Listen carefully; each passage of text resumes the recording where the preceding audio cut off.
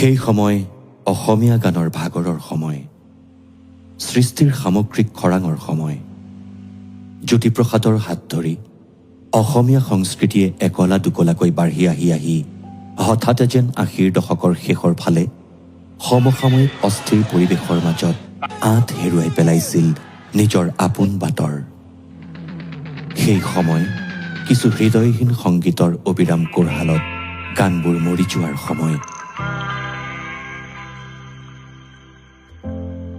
ঠিক সেই সময়তেই ঘৰে ঘৰে কেছেট প্লেয়াৰত বাজি উঠিছিল এটা মাত। ভাগৰুৱা এটা প্ৰজন্মৰ বাবে জিৰণি হৈ উঠিছিল সেই কণ্ঠ। মৰিশালীৰ নিতাল নিস্তব্ধতাৰ মাজত সেই মাতটোৱে আকৌ বিশ্বাস জগাই তুলিছিল জীৱনৰ ওপৰত, জীয়াই থকাৰ ওপৰত, ভাল পোৱাৰ ওপৰত। সেই মাতটোৰ নাম জুবিন গাৰ্গ।